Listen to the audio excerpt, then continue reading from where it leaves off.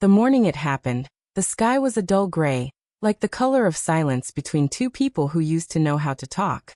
I woke up late, not because I overslept, but because I couldn't sleep at all. My mind had been racing the entire night, trying to prepare for the most important meeting of my life.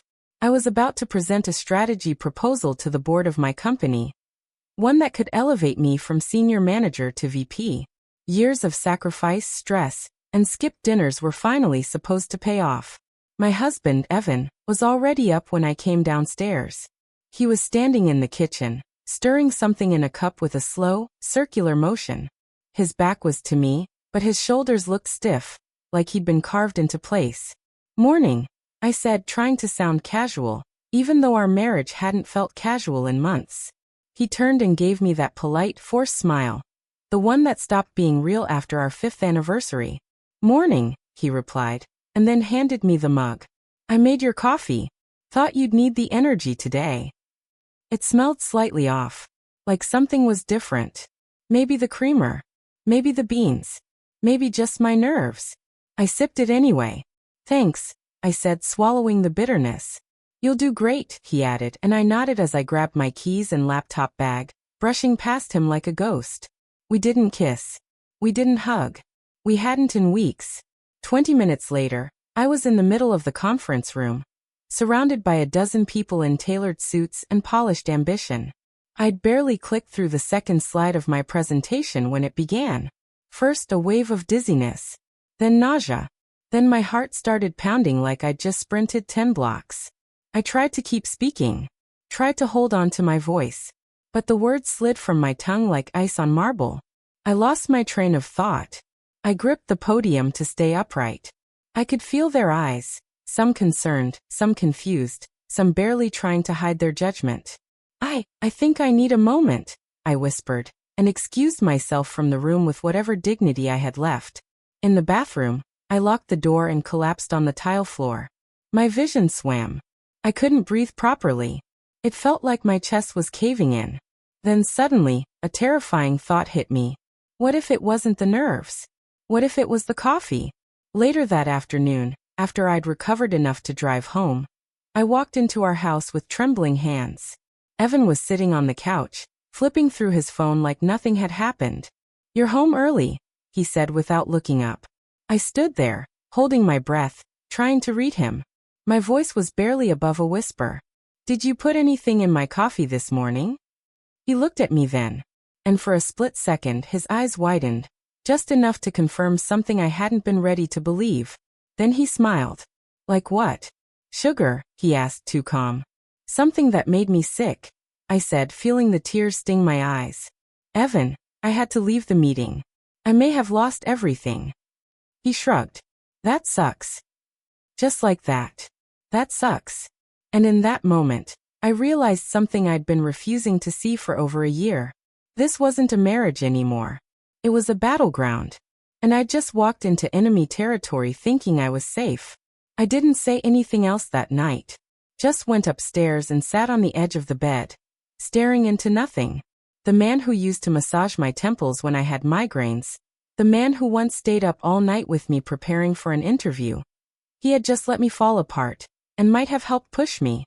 But why? Why now? Why this? I began to dig. That night, while he was asleep, I got into his phone. He'd changed the passcode recently, but I guessed it after 3 tries, our anniversary date. I'm not sure whether that made it better or worse. What I found wasn't just evidence. It was a completely different version of my life. There were messages to a woman named Elle. They started off innocently enough. Work jokes, sarcastic emojis, complaints about traffic. But then it turned into something else. Wish she'd just quit already. I'd finally have peace. Tomorrow's her big moment. If she chokes, maybe she'll finally get off my back. And then one that nearly made me drop the phone. Should I just give her a little push? Might be easier if she's not around to compete. That was sent the night before my meeting. I put the phone down slowly. I wasn't ready to face what it meant. Not yet.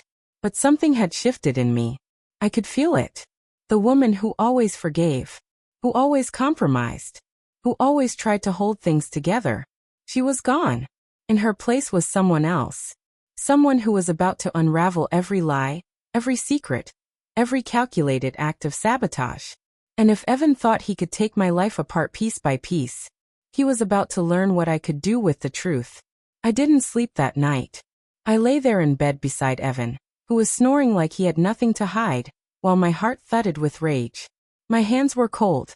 My mind was a web of scattered thoughts, trying to make sense of the man I married and the monster I was now staring at in daylight. Every word I'd read on his phone echoed in my head. He wanted me to choke. He wanted me to disappear. And the worst part? He wasn't alone. There was Elle.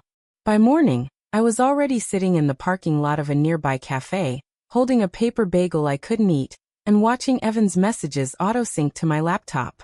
It wasn't hard. I knew his cloud password. He never thought I'd be smart, or desperate, enough to use it. I started cross-referencing the texts he sent to Elle with the dates of his so-called business trips. One of them stood out. 6 weeks ago, he told me he had to fly to Houston for a conference.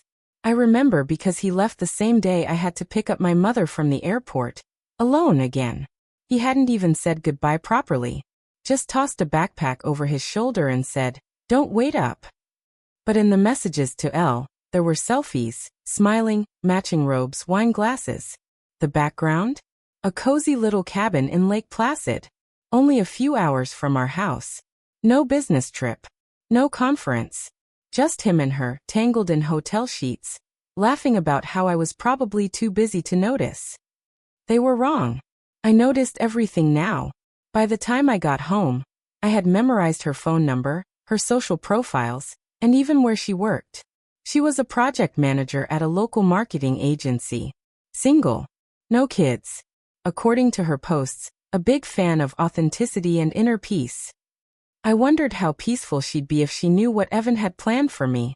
But instead of going to her, I went to someone else. My sister. Maya has always been the strong one between us. She's 5 years older, lives across town, and has a sixth sense for people's motives. We hadn't been close lately. Life had pulled us in different directions, but the second I showed up at her door, she pulled me into a hug like no time had passed. She made tea. I told her everything. From the coffee incident to the messages, to Evan's cruel, casual smile. She didn't interrupt me once. Just listened, eyes growing darker with every word. When I finished, she set the mug down and looked at me. "He tried to sabotage your career," she said flatly. "Yes. Could have hurt you. Maybe worse." I nodded. "Then you need to stop protecting him. This isn't a misunderstanding. It's war." I'd never seen her so serious. And I'd never felt so scared. Not of Evan, but of what I'd have to do next. Because she was right. This wasn't about a failing marriage anymore. It was about survival. We made a plan. First, I went to the doctor and requested a tox screen. They couldn't tell me much without knowing what to test for. But they agreed to run a general panel. Results would take days, but I didn't have that long to wait. Next, I called in a favor from an old friend in IT. He owed me big, and I asked him to do something risky. Extract deleted texts from Evan's phone backup. He said he'd try. And while I waited, I watched. I played the role. Every morning, I let Evan make my coffee. Every night I smiled at dinner. And in between, I built my case. Then came the second blow. 2 days after the incident, I received an anonymous email. Subject: "You need to see this." Attached was a short video. No message. No name. I almost didn't open it. But I did. The footage was from a security camera. The timestamp showed it was recorded the morning of my presentation. The angle was fixed on our kitchen. You could see Evan, standing by the counter, alone, reaching into his jacket pocket and pulling out a small blue packet. He poured it into a mug, stirred, paused, and then picked up his phone and texted. I recognized the message from earlier. "Coffee's ready. Let's see how she does." My knees went weak. Someone had been watching. Someone knew. But who? That night, Evan came home early. He walked in with takeout. And that same smug look he always wore when he thought he was winning. "Thought I'd treat us," he said, placing the bag on the table. "You seemed stressed lately." "Thanks," I replied. "That's thoughtful." We sat down, ate in silence. But I could feel him watching me too closely, like he was waiting for something. Afterward, I excused myself to the bathroom and flushed the rest of the food. I couldn't risk it. Not anymore. Back in the bedroom, I scrolled through the security footage again. Paused it on his hand stirring the cup. Zoomed in. And that's when I noticed something strange in the background. Through the window, barely visible, was a figure standing across the street. Motionless. Watching. The next morning, I found a folded note under the windshield of my car. No name. No signature. Just one sentence. He isn't working alone. My skin went cold. I looked up and down the street, but everything seemed normal. Was someone following me? Was Elle involved in more than just a fling? Or was there someone else entirely? The line between paranoia and truth was disappearing. And if I didn't act fast, I might not survive what was coming next. The note on my windshield burned a hole in my thoughts for the rest of the day. He isn't working alone. I'd read it at least 20 times, fingers trembling. My mind ran wild with possibilities. Was the woman Evan was texting also involved in more than just flirtation? Was it blackmail? Was it revenge? Was someone inside my life watching me from even closer than I'd thought? I didn't go back into the house immediately. I drove around aimlessly for an hour, trying to clear my head. But no amount of music or cool air could silence the whisper growing louder inside me. He isn't working alone. By the time I pulled back into the driveway, dusk had started to fall. The edges of the sky were bruised purple, and the air had that strange hush, like something was holding its breath. That's when I saw him. A man. Standing at the far end of our driveway, near the mailbox. Not moving. Just watching the house. He wore a baseball cap low over his eyes, and had a camera slung around his neck. My headlights lit him up, and he stepped back slowly, like he wasn't in a hurry to hide. And then, he gave me a small nod. As if to say, I see you too. By the time I got out of the car, he was gone. I didn't tell Evan. Of course not. He was in the kitchen again, whistling softly, wiping down the counter. He looked like a man with nothing on his conscience. That's what scared me most. Coffee tomorrow? He asked as I passed him on the way upstairs. No thanks, I replied. I think I'll switch to tea. He laughed. Suit yourself. But I saw the flicker of annoyance in his eyes. Just a flash. Like the first crack in a mirror. He didn't like losing control. The next day, I met my sister Maya again, this time at a cafe downtown. I showed her the note, told her about the man at the driveway, and she leaned back, arms crossed. You need help, she said. I'm trying, I replied. No. I mean real help. A lawyer. A private investigator. Something. That word, investigator, stuck to me like a splinter. That afternoon, I called one. His name was Charles Reddick. Retired NYPD, now working privately. His voice was calm, direct, and not at all surprised when I told him what I suspected. I get calls like this more often than you'd think, he said. I met him the next day in his office. Dimly lit, tucked inside a strip mall. But he looked me in the eye the whole time and never once made me feel crazy. He took notes as I spoke. I gave him screenshots of Evan's messages, the video from the kitchen, the note from my windshield. When I was done, he looked up. I'll look into your husband, he said. And this woman, Elle. But you need to be careful. This kind of thing, when someone close to you turns, it never ends clean. I nodded. I already knew that. 3 days passed. The air in the house grew colder with each one. Evan was trying harder now, making breakfast, offering to drive me places, complimenting my clothes. But I saw through it all. He was masking the tension, covering the cracks. I could tell he was waiting for something. Then came the break. That Friday evening, I got a call from Charles. I found your watcher, he said. Who is he? Name's Jeremy Price. Freelance surveillance contractor. Used to work in insurance fraud. Someone hired him to keep tabs on you, but they didn't do a very good job hiding the trail. My blood ran cold. Who hired him? I asked. Charles hesitated. Then he said, a company under the name LC Strategies. Ring a bell. My heart dropped. LC as in L. The woman Evan was messaging. That night, I confronted Evan. I didn't scream. I didn't accuse. I just stood in the hallway while he watched TV and asked, "Who is Lacey Collins?" His mouth twitched. Just a little. He muted the TV and turned toward me. "Why are you asking about her?" "Because she hired someone to follow me." He didn't deny it. Didn't even flinch. "She was protecting me," he said flatly. "Protecting you?" I repeated, voice hollow.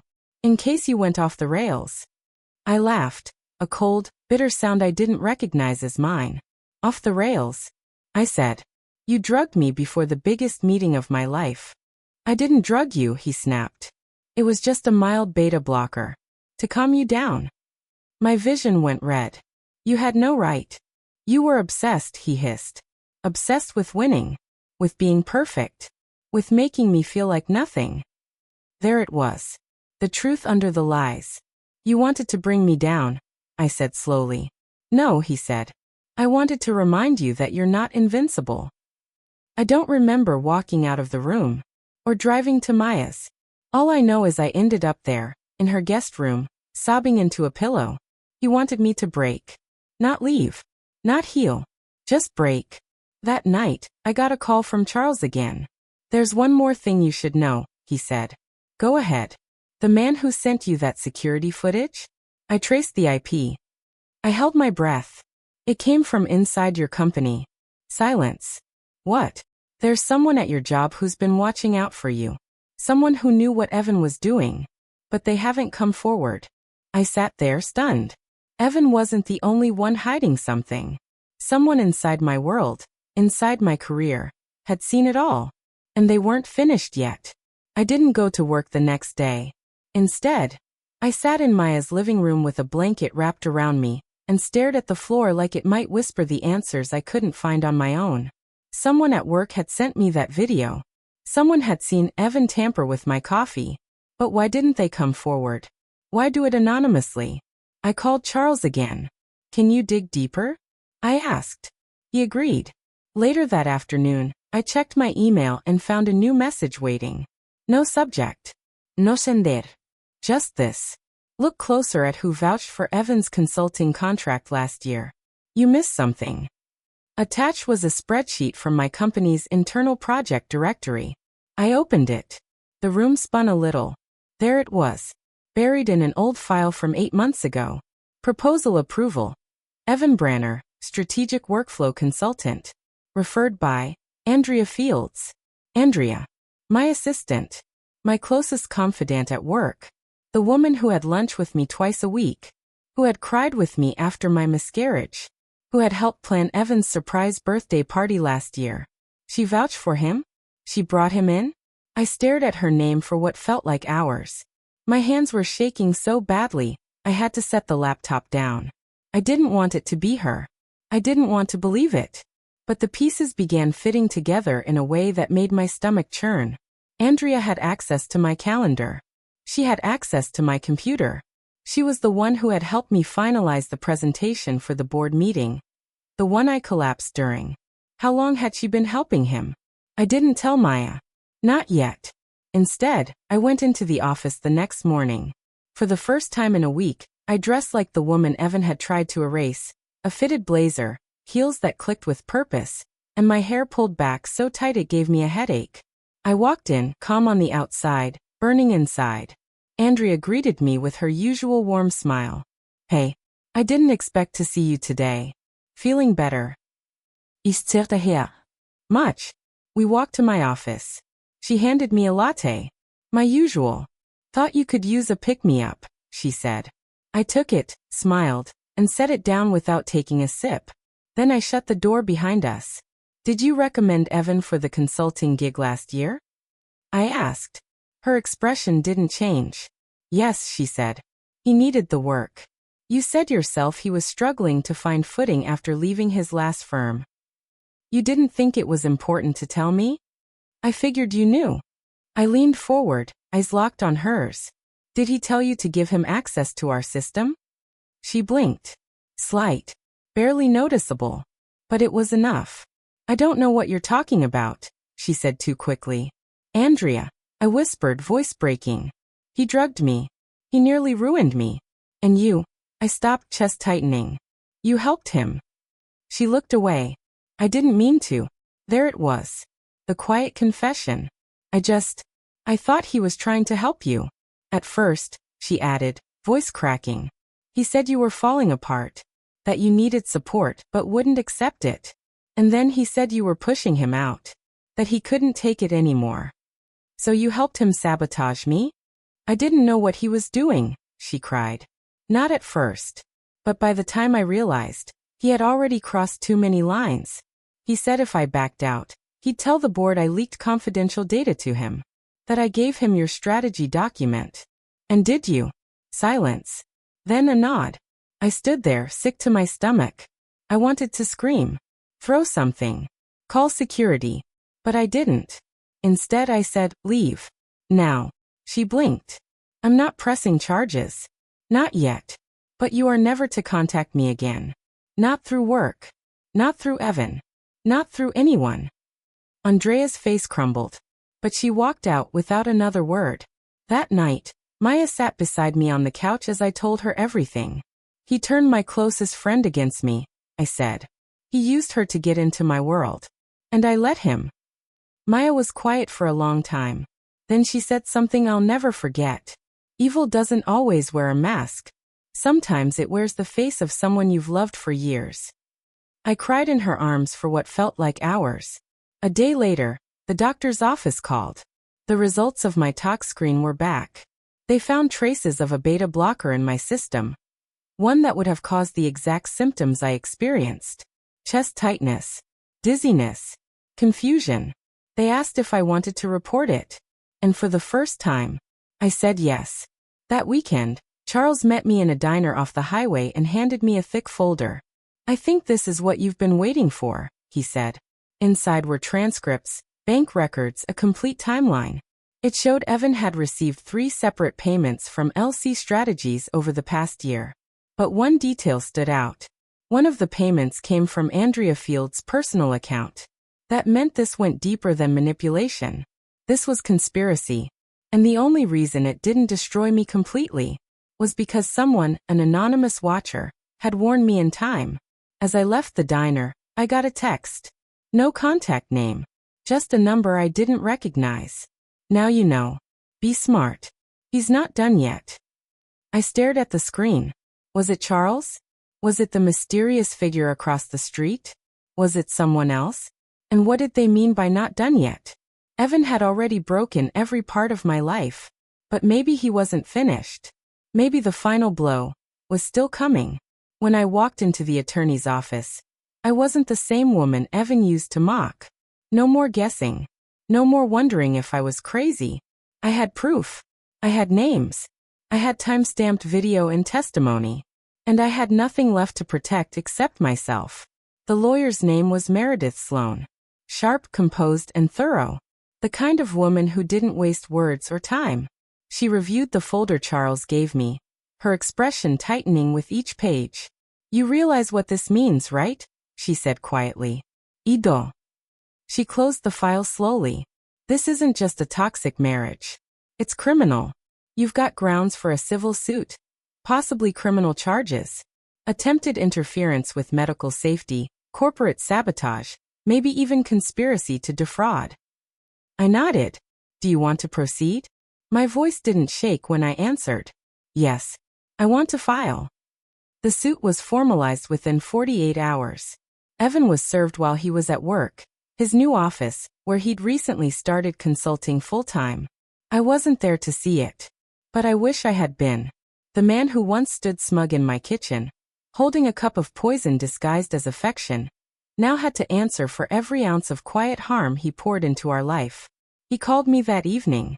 I didn't answer. Then came the texts. This is a mistake. We can fix this. Don't throw everything away. Think about your reputation. They'll drag you through the mud too. I deleted every one of them. He had already dragged me through enough. But the story wasn't done yet. A few days later, I was at home when my phone rang. It was Charles. You need to come to the hospital, he said. It's Evan. I froze. What happened? There was an accident. What kind of accident? He hesitated. A deliberate one. I found Evan in a hospital bed, bruised, stitched, and strangely calm. He'd been found in his garage, engine running, doors closed. Someone had reported it before it was too late. A neighbor. No one knows why they even checked. Maybe fate. Maybe guilt. When I walked into the room, he looked up at me like a ghost had entered. I didn't think you'd come, he croaked. Iset. Not close. Just within earshot. He studied me for a while, then sighed. I didn't mean for any of it to go this far. You nearly ruined my life, I said flatly. I thought I was losing you, he whispered. I felt invisible in our marriage. I laughed under my breath. So you tried to erase me first? He winced. It started small. Frustration. Then resentment. Lacey, she fed that. Andrea too. They made it easy to hate you. I never hated you, I said quietly, even when I should have. A long silence stretched between us. Then he whispered, Do you think I'm a monster? I looked at him for a long time. No, I finally said. I think you're a coward. He closed his eyes. And I walked out. But something shifted in me that night. Because as much as I wanted to move on, the truth still had one last piece I hadn't solved. The watcher. The person who sent the emails. The one who'd been warning me before it was too late. That night, I sat at my laptop and searched through old email headers. With a bit of help from Charles, we traced the IP that sent the security footage. It matched an internal workstation from my company. Specifically, a computer used by the intern. A young guy named Miles. Quiet. Unassuming.